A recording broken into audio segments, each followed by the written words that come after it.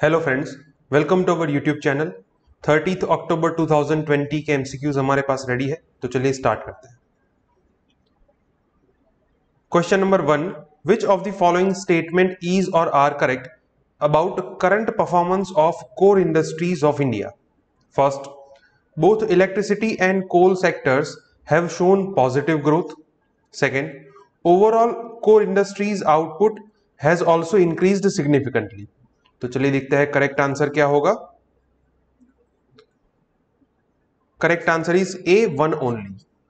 Second जो है वो इनकरेक्ट है।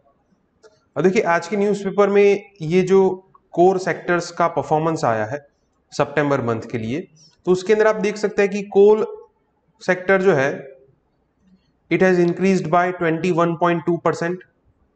इलेक्ट्रिसिटी का ग्रोथ रेट जो है वो भी 3.7% है। Now coal and electricity are used for the production of steel, तो स्टील का भी ग्रोथ हुआ है 0.9%। तो इस वजह से ये फर्स्ट स्टेटमेंट जो है वो करेक्ट होगा। इलेक्ट्रिसिटी एंड कोल सेक्टर जो है उसका पॉजिटिव ग्रोथ है। लेकिन ओवरऑल कोर इंडस्ट्रीज का अगर हम परफॉर्मेंस देखें, so it is negative 0.8, negative 0.8 मतलब 0.8% जो है वो डिक्लाइन हुआ है। But since the lockdown has begun, it is the lowest core sector shrinking recorded in the month of September. तो जब से लॉकडाउन स्टार्ट हुआ है तब से लेके अब तक ये सबसे कम डिक्लाइन हुआ है। तो मतलब कि हम कह सकते हैं कि it is going on a positive note. तो सेकंड जो है वो इसलिए गलत होगा। Answer is A one only. अब हम उसके ऊपर एक कंसेप्चुअल बेस्ड क्वेश्चन देखेंगे। विच ऑफ द फॉलोइंग ऑफिस और डिपार्टमेंट और authority is responsible to compile data on performance of 8 core industries of India? First, Central Statistical Organization.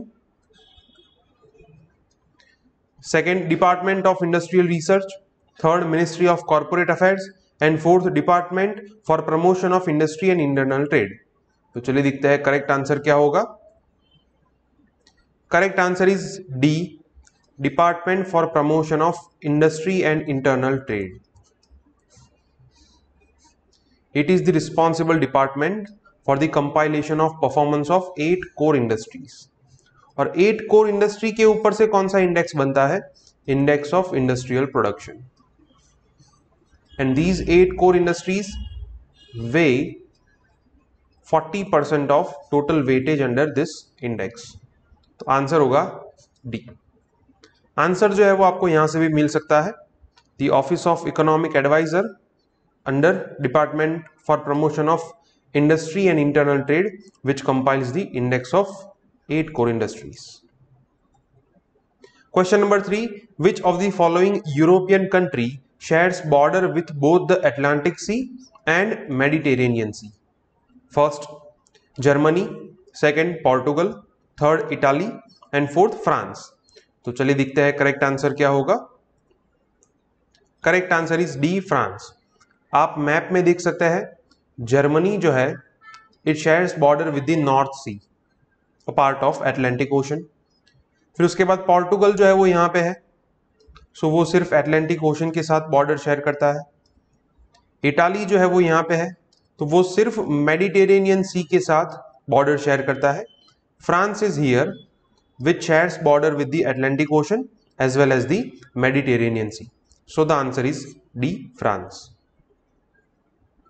France जो है वो अभी न्यूज में ये वहां पे जो कम्युनलिस्ट टेररिस्ट एक्टिविटीज हो रही है due to remarks of French prime minister. Question number 4, recently the central government has introduced some reform to tackle Delhi's air pollution. Which of the following statement is or are correct about it? First, it has empowered EPCA, that is Environment Protection and Control Authority, Environment Pollution Control Authority, by making it a statutory body. Second, it has focused on areas of NCR and adjoining states also. तो चलिए देखते हैं correct answer क्या होगा। Correct answer is B, second only.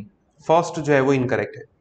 Yesterday ये Delhi air pollution के address को लेके बहुत ही बड़ा मेजर रिफॉर्म आया है, जिसके अंदर ये जो ईपीसीए है उसको गवर्नमेंट ने डिसॉल्व कर दिया है। The government has dissolve the 20-year old body EPCA और गवर्नमेंट ने एक नया कमीशन बनाया है, राइट।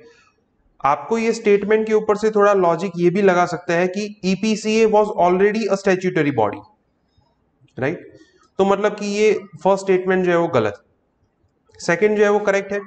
एनसीआर के आसपास के जो एडजॉइनिंग स्टेट्स है, जिसके अंदर पंजाब, हरियाणा, राजस्थान और उत्तर प्रदेश, तो ये सभी स्टेट के अंदर भी पॉल्यूशन कंट्रोल के मेजर्स जो है उनको ध्यान में रख के एनसीआर का जो एयर पॉल्यूशन की प्रॉब्लम है उसे सॉल्व की जाएगी।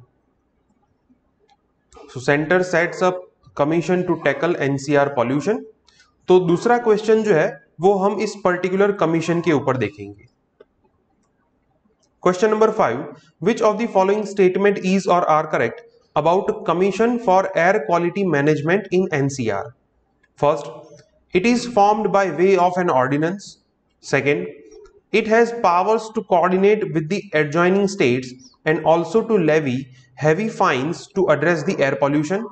Third, it has higher jurisdictional power than the CPCB, that is Central Pollution Control Board, in matters of air pollution.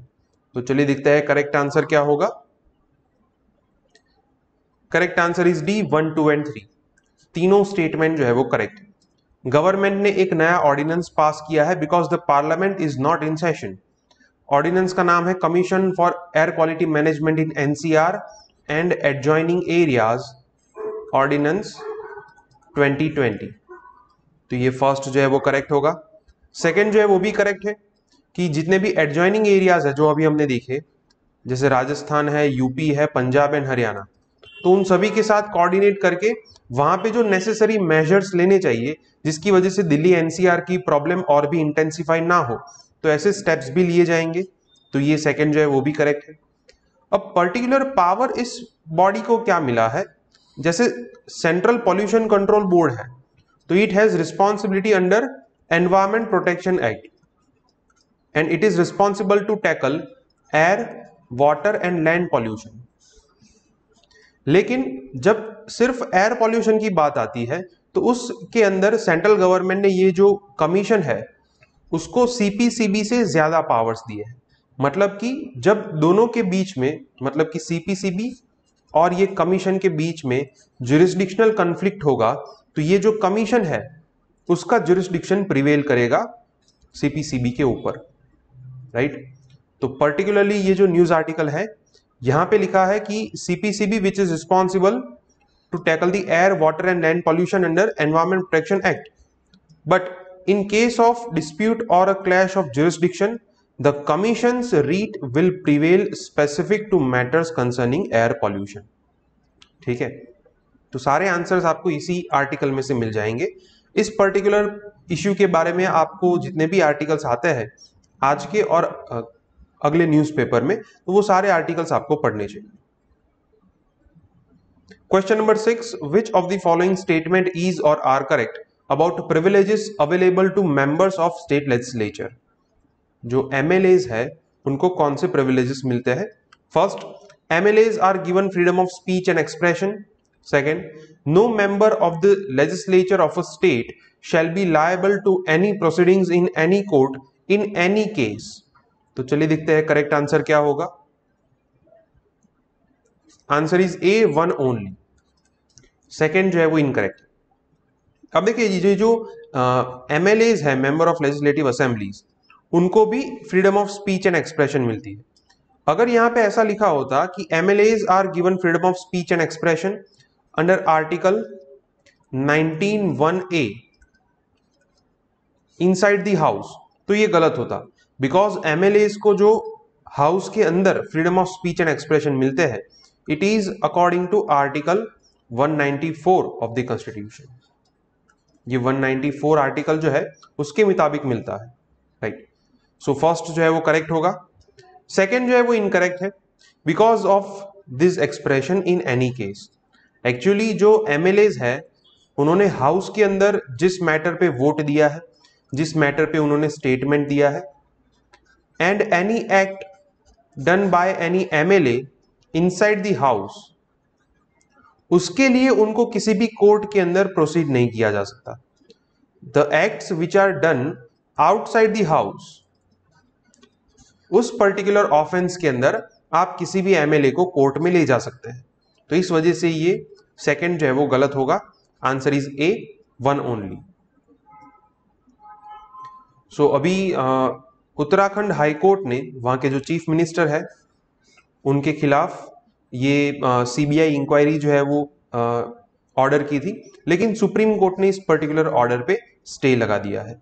तो सीएम जो है he is also a member of legislative assembly, तो उनके पास कौन से प्रिविलेजेस है आपको पता होने चाहिए। Question number 7, which of the following statement is और are correct about national investigation agency NIA? First, it is a statutory body. Second, sanction of central government is necessary to prosecute any accused under UAPA Act, that is Unlawful Activities Prevention Act. Third, recent amendments in NIA has given additional powers to investigate in certain cases. तो चलिए दिखता है correct answer क्या होगा। Correct answer is D 1, 2 and 3। तीनों statement जो है वो करेक्ट है। NIA is a statutory body which was established bye NIA act 2008। 2008 में जब मुंबई में टेररिस्ट अटैक हुए थे तो उसके रिएक्शन के तौर पे पार्लियामेंट ने ये बॉडी जो है वो बनाई थी। सेकेंड जो है वो भी करेक्ट है। अगर UAPA एक्ट के अंडर किसी को भी अरेस्ट करना है और उसको अगर प्रोसिक्यूट करना है तो उसके लिए सेंट्रल गवर्नमेंट का सैंक्शन जो है वो जरूरी है। थर्ड जो है वो भी करेक्ट है। रिसेंटली जब 2019 में NIA एक्ट के अंदर अमेंडमेंट्स किए गए तो 5 to 6 टाइप के जो एडिशनल ऑफेंसेस है वो इसके शेड्यूल में ऐड किए गए थे। फॉर एग्जांपल ह्यूमन ट्रैफिकिंग है, एक्सप्लोजिव्स, आर्म्स एंड एक्सप्लोजिव्स है। तो इस सभी एक्ट से रिलेटेड जो केसेस है वो भी अब NIA जो है वो एड्रेस कर सकता है। तो इस वजह से ये थर्ड जो है वो भी करेक्ट होगा। Answer is D 1, 2 and 3। NIA searches on Kashmir and Delhi on an NGO which is run by ex-DMC chief. Question number 8, which of the following ministry has placed scrutiny on Rural Development Fund of Punjab? First, Ministry of Agriculture and Farmers Welfare.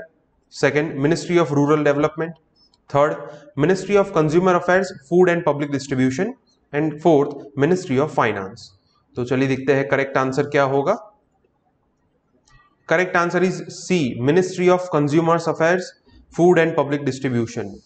It is the correct answer. अब देखिए recently ये जो ministry है उन्होंने पंजाब का जो rural development fund है, every year Punjab was getting ₹1000 crore for this fund for the rural development, लेकिन मिनिस्ट्री ने इसके ऊपर स्क्रूटिनी ऑर्डर की है बिकॉज उनको ये लगा कि इसके अंदर कोई माल प्रैक्टिसेस हो रही है। पंजाब गवर्नमेंट का ये आर्ग्यूमेंट है that it is a central's move to counter our opposition on the farm acts, right. तो इस वजह से सेंट्रल गवर्नमेंट एंड पंजाब के बीच में ये डिबेट चल रही है।